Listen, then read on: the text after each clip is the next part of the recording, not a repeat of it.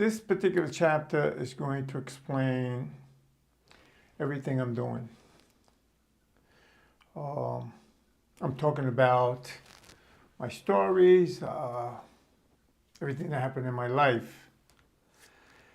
But what I'm going to talk about in this chapter is what I'm learning is I can express myself without anyone interrupting.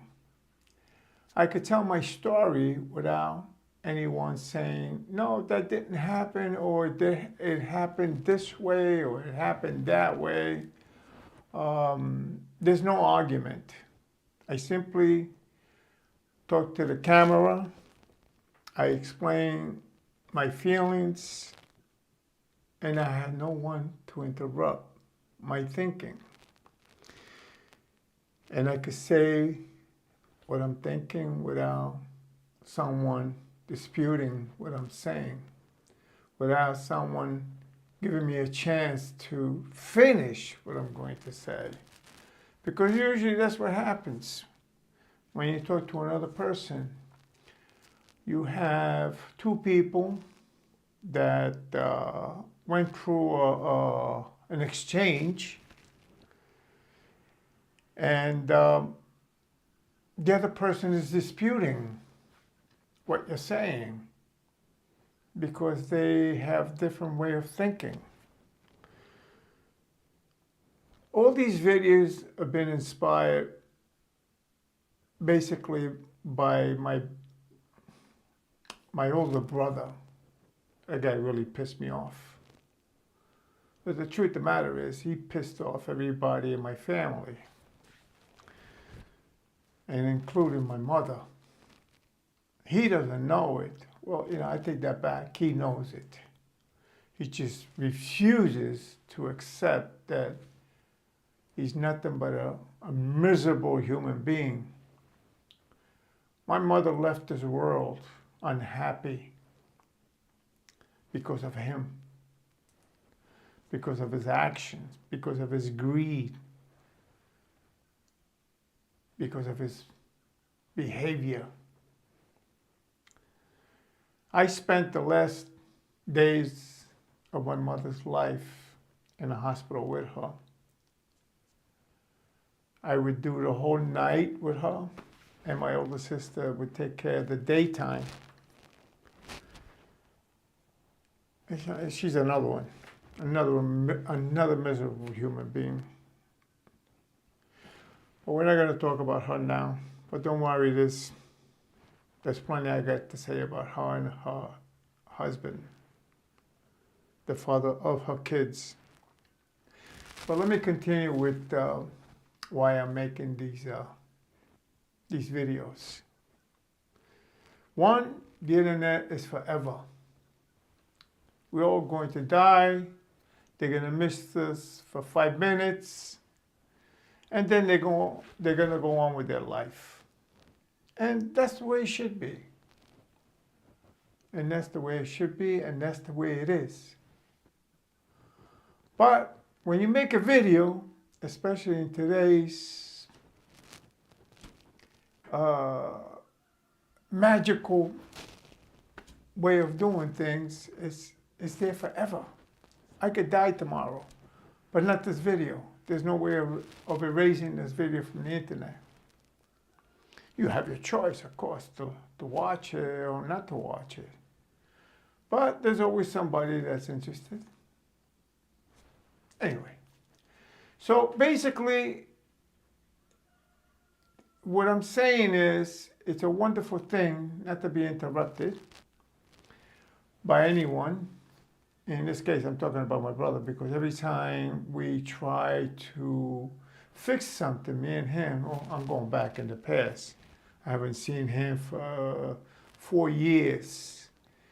4 years because he actually threw me out of his property. His property that he doesn't even know how he got a hold of it if it wasn't for me. But that's the truth that I could talk about. And that's the truth that he knows, but he will dispute it. Why? Because number one, he's a coward. He's always been a coward, and he's always going to be a coward. Like my younger brother, Bob, says all the time, you can't change the stripes on the zebra. And that goes for my brother. He is what he is, and he will be what he is. Okay, so let's go on with the beauty of creating these videos.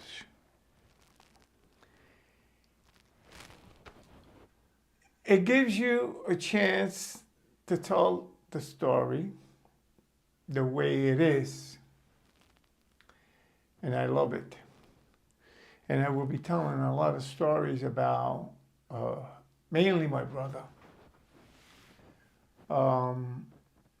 Why my brother? Because we grew up together. We took baths together. We showered together. The guy's been a pain in the ass my entire life. When we were kids, I'm going back, I was 9 years old. He was 10 and a half, because I think he's like 18 months older than me. The fucking guy, I had to take a shower with him because he was afraid to go in the bathroom to take a shower. I mean, the guy was afraid to take a shower, and I would have to fight with him. My mother, please take a shower. He's afraid to take a shower. Mom, I don't understand. I got to take a shower with him. So I had to go in there with my underwear, and he had to put on his underwear. We had to take showers together because he was afraid to take a shower. But if you go talk to him, you know, he'll tell you, I don't know what the fuck he's talking about. Why? Because he's a coward. He's a coward. He's a miserable human being. I don't mind saying things I have done. I don't care. I really don't care. As a matter of fact, I've been in prison. I did bad things. I did good things. I don't know, who gives a fuck? They were done. That's it. But no, you talk to him. He's the best of the best. He refuses to admit to his faults. I caught him once walking into his office, and it was a weird thing because he had his kids, Mario, a fucking retard. I got a book for him too. Luigi, another retard, and his oldest son, Alberto. He's not too much of a retard, but he's on a bottom shelf. He's not that high. But I love him anyway. But the other ones, Luigi and Mario, imagine Mario. He goes around, he's a little bit of a guy. I think he's about, I don't know, maybe 4 feet 9 inches, or maybe 4 feet 10 inches. We'll give him the benefit of the doubt. He's 5 feet. A little bit of a fucking idiot. The guy is useless. Completely useless. He's married. I think he's got 2, 3 kids, maybe 4. I don't know. I haven't seen him for years, and I don't want to see these kids. So his older brother asked me to take him and teach him a few things. Mainly how to count. Imagine, count. Now, these are kids that went to school. They were born here in America. And we were talking about pricing jewelry, and I'm sitting with him in the office. And his father's looking at me from the other side through a glass partition. And he's going like this with his head. And I was saying I was wasting my time. And I'm saying, hey, give me a chance. Let me see. Maybe I can get through this kid. So we're talking about percent. 25%, 50%, stupid shit. My dog could figure that out. So he's sitting at his father's desk in a big chair, and I'm on the other side. So we were pricing some stuff at 25% over the cost. And he's looking at me, he goes, well, what is 25%? I said, don't you understand what percentage are? He goes, no. I says, okay, look, and I took $1. I says, $1 is made out of 100 pennies. So he's looking at me, he's bobbing his head. Because he had a problem, this kid. This kid, as a matter of fact, there's a medical term for it, which I don't know, or you could Google it. When he gets nervous, he laughs. But it took us some time to figure that out. Because in the beginning, when he was little, he used to laugh, but why is this fucking kid laughing? He should be. It turned out that it was another way of showing that he was upset. So we dealt with that too. So now we're going back to the percent. And I took, and I said, okay, it's 25% of the whole. Because, well, I don't know what 25% is. Well, okay, so I took 4 quarters. 4 quarters. And I put them one next to each other. It's 25 cents, 25 cents, 25 cents, 25 cents. Because you know what they are? Because, yeah, what does that make? $1. Okay. So there you go. If we take away 25 cents away from these other 3 coins, what do we have? And he's looking at me and goes, I don't know. Oh, what the fuck you mean I don't know? It's 25 cents and 25 cents and 25 cents and 25 cents. It's $1. If you take away 25 cents, what do you got? You got 75 cents. Oh, yeah. Okay. So 75 cents is like 75%. I spent an hour. I had to get up. I developed a headache. A headache. He still doesn't know what percent is. And his father praises him for being smart. My son is smart. He just has some problems. Your son is a fucking idiot. And you got the problem, not your son. Because you can't recognize that your son needs help. But the problem is you don't know how to help him. Because you're a fucking retard too. You just were lucky that you had brothers that backed you up. You had a mother that backed you up. He doesn't see it that way. You go talk to him, he fed everybody. Everybody survived because of him. But anyway, I went off. Because what I wanted to talk about is something that happened in the family years ago. Back when we were in New York City. Even before we moved to Long Island. My father and my brother got into trouble, legal trouble. And it cost them a lot. And they almost went to jail. And the reason why they didn't go to jail is because my father got sick with cancer and he had a few months left and they kind of overlooked it and he got off with them. My brother got off with probation. But it was a big deal. It was a big deal. And, but while this was happening, I was involved, not in what they had done. I was involved, trying to protect my family from, I should say my father and my brother, from what was happening. And I had to go get my father out of the system, meaning he was apprehended by the FBI, and they were looking for my brother because he was part of the indictment. And I took my brother and I hid him downtown Manhattan, and I went and I got my father out of the FBI building. All this made the paper. I mean, it was in the paper. If I remember something about Cape or something, which I still have the newspaper clipping. I saved it. I just saved it. So 20 years go by, maybe even more, 25 years.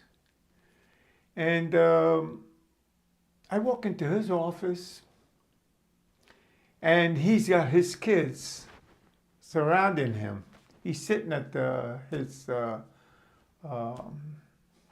workbench, and his kids are sitting behind him. I think it was during lunchtime. And he's telling the story, just like I'm telling you the story. So I walked in from the back, and I'm standing. I didn't want to interrupt. I'm listening to what he's saying to his kids. They look nice, you know, the father there with the kids surrounding him, and the father's telling them the story about how great he is and all of the above. And, yeah, I'm not going to dispute that. But all of a sudden I realized he's telling a story about my father getting arrested, and they're looking for him and all of that stuff.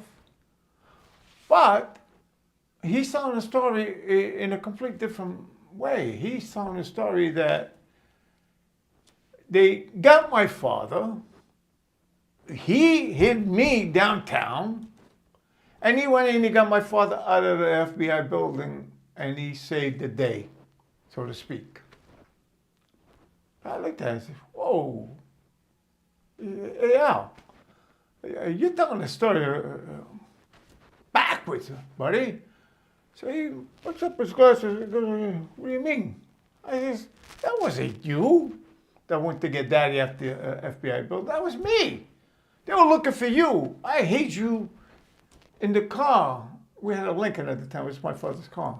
I hid you in the car downtown Manhattan, and I went to get Daddy. He tells me, what are you talking about? What, are you crazy? And his son Alberto's looking at me. He was a little smarter than the other two, because the other two, especially the little one, he's not a crack baby, but almost. Because the mother was getting drunk and doing drugs when she was pregnant there. And that goes for Luigi too.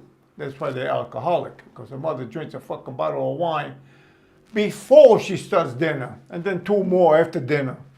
And she's been doing that her entire life.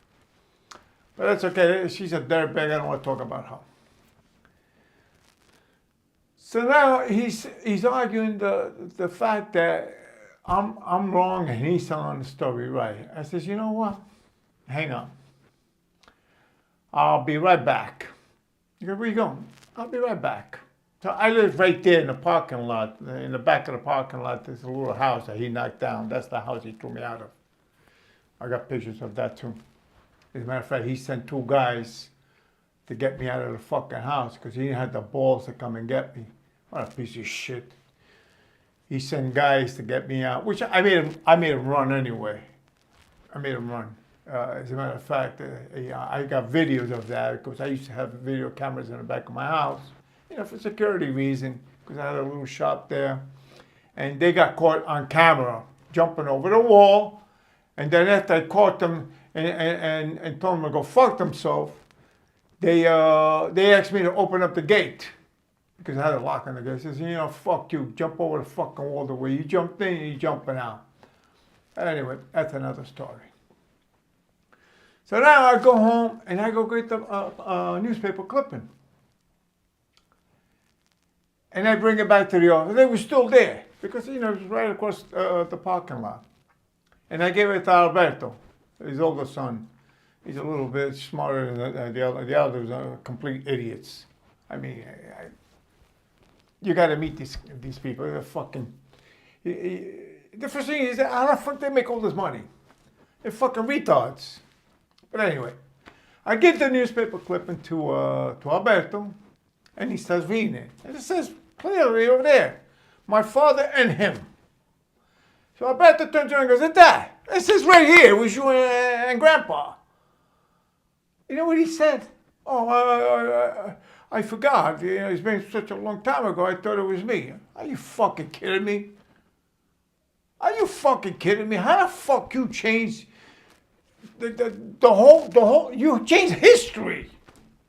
You know, so that brings you to another question. and another thought. A simple, stupid thing like that in family. You imagine all these books that have been written throughout centuries, not to say thousands of years, about history. How many times someone changed the word or changed an action or just deducted a person or added a person. So you come to realize that what do I have to believe? Who do I believe?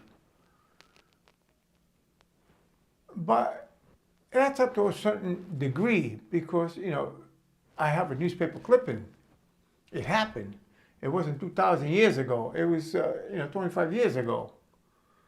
The paper, I didn't make the paper. The paper came out. Plus, you go look at your history. You're a felon. Maybe you don't want to agree to it, but you're a felon. Period. Simple as that. So come to terms with yourself. Be honest with yourself. And apply that to everything else you have done. You became the partner of my father right after he closed his eyes in the hospital. We're standing there, you, me, our mother, and our sister. And your father, my father, I should say, had about 5 minutes left on this earth. But he was sick. He was sick for 6 months. They gave him 6 months to live. My young brothers, they were little babies. Of course, they remember what happened. Of course, they remember their father, but they were kids. They're little kids, not just kids. They were little kids. I think they were like 10 years old, 11 years old. And my father closes his eyes, and you asked me to walk out in the hallway because you wanted to tell me something. I think maybe you wanted to cry on my shoulder. I don't know. You come and you tell me, I got to tell you something. I was Daddy's partner. I looked at him in the hallway. My father, he just closed his eyes. And you know what I said to you? I said, you had 6 months, 6 fucking months to tell me this, to prepare this. We could have spoke to Daddy about it. Well, you come and tell me you're Daddy's partner right after Daddy died? I got furious. I went back in the room. He never came back in the room. And my mother said, what's going on? I said, well, Ma, he's claiming he's Daddy's partner. He's robbing you. I mean, my father is laying there.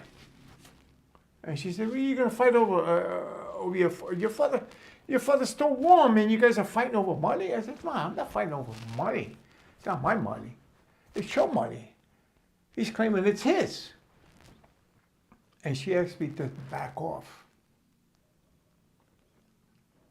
And I did. So that's what I want to talk about when I spent the last days of my mother being on this earth. At night, I would stay with her to keep an eye on her because these fucking doctors and these nurses, they fucking criminals with license. I can't tell you how many times, but every single night I had to chase people out of my mother's room.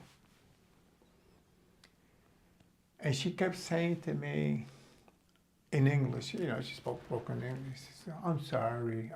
And I would look at her, Mom, what are you sorry about? Oh, I'm sorry, I should have never stopped. Ma, stop. And she kept saying, your brother's doing so well. He should be taking care of you. You guys work together. Ma. And the only thing I want is my mother not to get upset. And I want my mother to get better.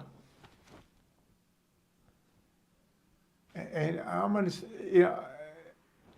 you see, you tell one story and it winds up into another story, and I gotta control myself, otherwise I go off. And that's another thing I want to talk about, why my mother shouldn't have died. But because of my sister, always in a fucking hurry, and she thinks she knows better than everybody else. But anyway, I'll get to that too.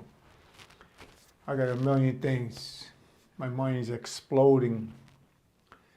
So I kept saying to Mom, don't worry about it. Please just concentrate. You need to get better. You got to take care of John. You got to take care of yourself.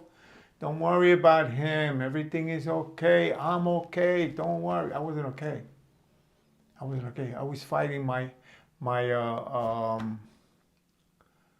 case with the feds because they wanted to put me in jail, which they did. But I wasn't going to tell my mother that. She didn't need another hit. I was not okay. Because at night I was taking care of all night long.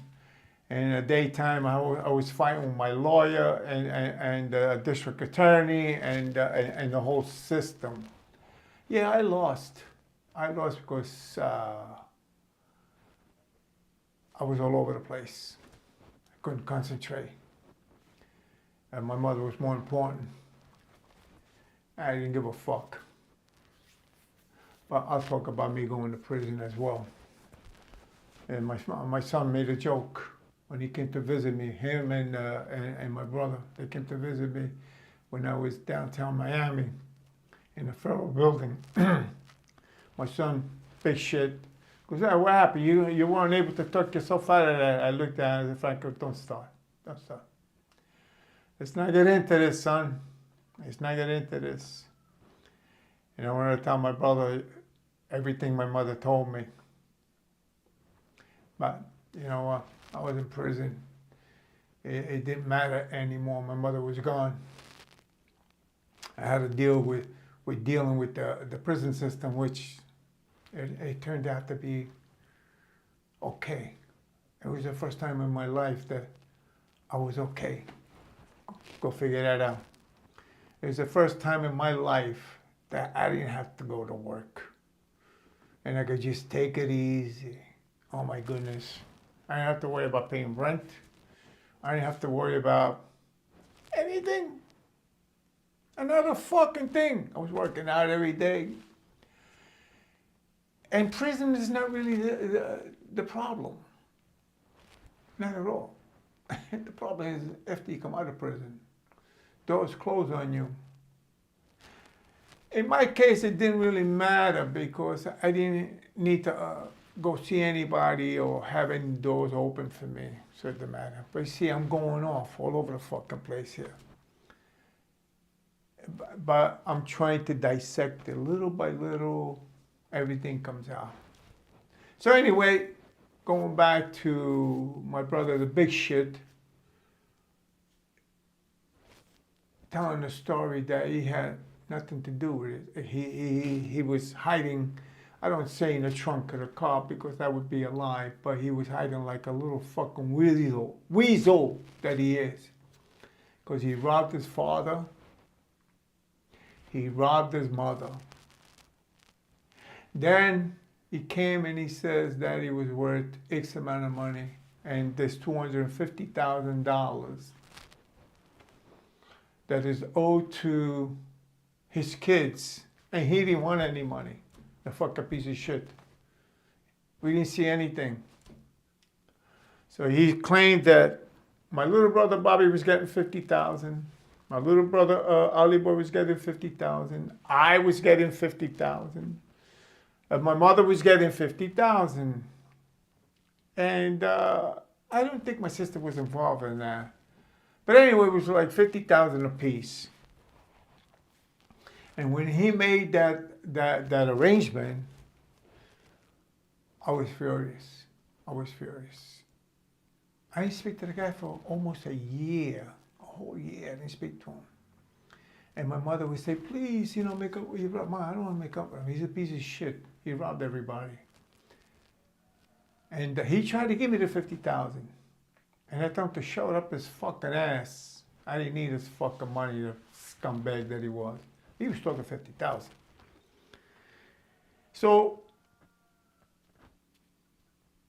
what happened before that, before my father died, before he proclaimed himself my father's partner, I had my little place, and my father would come and sit with me during the day. And my brother was working, he went partners with my sister, and that's another story. And he was with my sister in a jewelry store. So my father was proud of me. We fought like cats and dogs, me and him, but he was proud of me. And the reason why he was proud of me is because I wasn't my brother. My brother never did a fucking thing. He only did what my father told him to do. He never got himself a house. If it wasn't for me, he would have got married because he didn't have a place. He didn't have an apartment. I gave him a house. Everything was given to this guy. This guy didn't have to do a fucking thing. And my father recognized that because my father wasn't a fool. Me, on the other hand, I had built everything. I built my stores. I bought my houses. Nobody ever gave me a fucking thing. I'm not complaining about that because I didn't need anything. I went out and I got what I needed. So now I had built a jewelry store. I made my own showcases. Oh, I did everything to show everything. I was good with my hands. And my father's sitting in the jewelry store that I built from scratch with no fucking money. My older brother once said to me, he says, "You're fucking dangerous. You do things with no money. Imagine if you had money." I says, "Yeah, whatever." So my father's sitting there and he says, I want to give you some merchandise for your store. I had plenty of merchandise. But I guess, he felt bad because I got so many fuckings with him. I can't even count them, but I'll talk about them too. So he wanted to give me something. He says, "Please take some merchandise of that. I don't need anything. I don't need anything." And this went on for about a week or two. He said, "Come on, you make me happy, if I can dead." Okay, Dad, he was sick. I gave in to him. He said, "But I want to talk to you. I don't want to talk to your son," because I wasn't talking to him. I wasn't talking to him, not because he proclaimed that he was my father's partner, because my father was still alive. No, I was mad at him for a different reason. When they closed the jewelry store in Huntington, Long Island, which was the name of the store was Franco Jewelers. My father named it after me because I built that store. He was fucking furious about that. But anyway, when they closed that store, right before closing that store, because my father was sick, my brother said, "What am I going to do?" I said, "Don't worry about it, we're brothers. You come with me. We're together here in my little store." In the middle of that, my sister's husband, Frankie, gets killed. Okay, guy gets killed. I think it was the week of Christmas. The guy went in, he shot him. There's another story. You see stories all over the fucking place. Now, what happened was my sister's pregnant to her twins. They got this big store. There's fucking gold all over the place. The guy had plenty of money before he died. Well, much more than what he had before.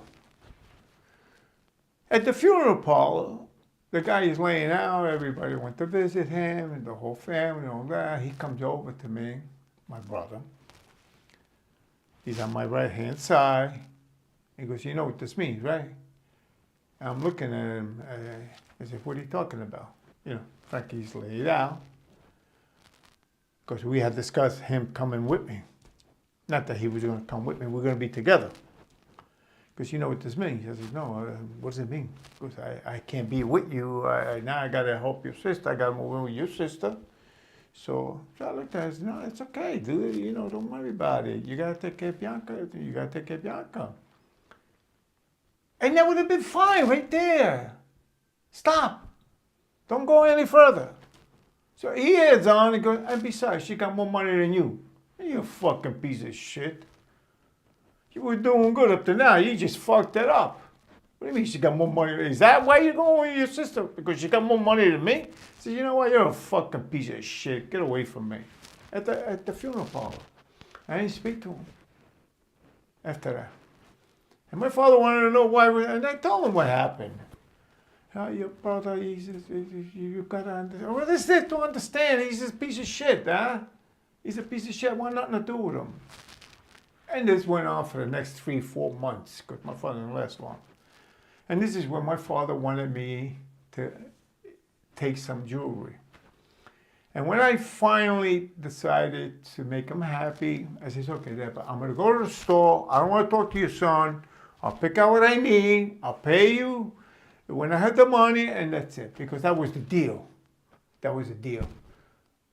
The reason why I was going to take is because he said to me, he says, okay, you pay me when you have the money. Because he wanted to give to me as a gift. I didn't want it. And what made the deal is that he agreed that I would pay him. I says, okay. So I went there, him and my sister. My sister, I wasn't talking to my sister for years because of her and a fucking piece of shit husband of her. He's standing there in the office with my sister. I walked in and said, okay, listen, I'll take some stuff and make a bill, and we'll talk about it. Tonight, he's got some jewelry there. And he starts putting it on the scale. Now, all these jewelry had tags on it. So after he weighs everything, it came out to $7,000. That was a long time ago, 30 years ago. So I looked at him and says, dude, you're going to weigh the tags on too? The tags on the jewelry, you're gonna put that on the scale too? They were heavy. He goes, no, Daddy wants to give you a present. So I looked at him, the two of them, my brother and my sister. I says, you know, you gamble that if you would have told me that in advance, I would have taken more jewelry.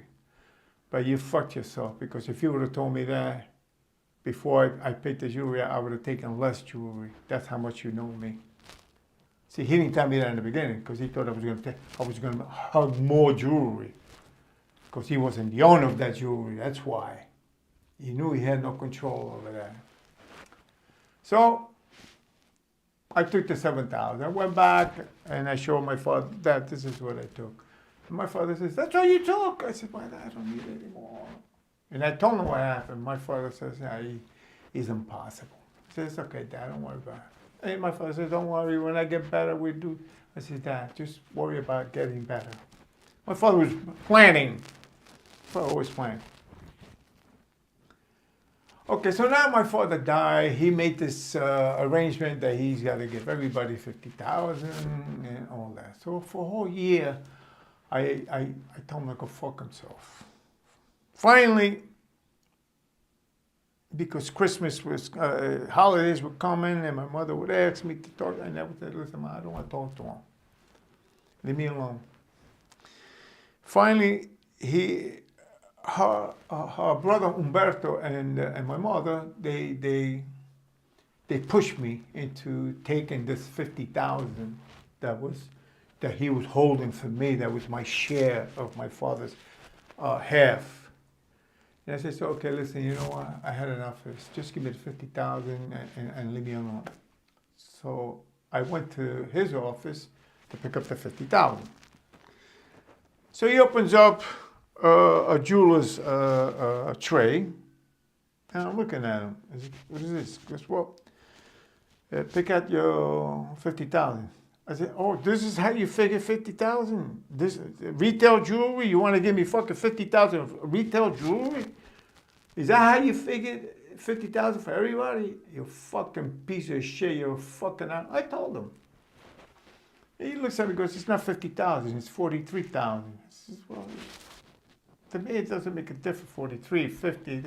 Give me whatever fuck you want. I said, but why 43? You told me it was 50. Not to mention you're giving me retail prices. Well, you know, Daddy gave you $7,000. I said, oh, you fucking piece of shit. You fucking piece of shit. That's a present that Daddy gave me when he was alive. You're gonna deduct that off the 50,000. You fucking piece of crap. Anyway, I took 43,000 and retail price merchandise. And out of it, there was 2 bracelets. I gave one to my mother, and I gave one to my wife, the mother of my kids. I think I gave her a ring and a bracelet. I gave my mother a bracelet that she kept for a long, long time. I don't know what happened to that bracelet, but it doesn't matter. But that was it. That was my brother. And with all this, after years and years, I forgave him. I started working with him again. And that's going to have to be another story because this already went over the time. Anyway, look, subscribe, like this video. There's a lifetime of stories. Thank you very much.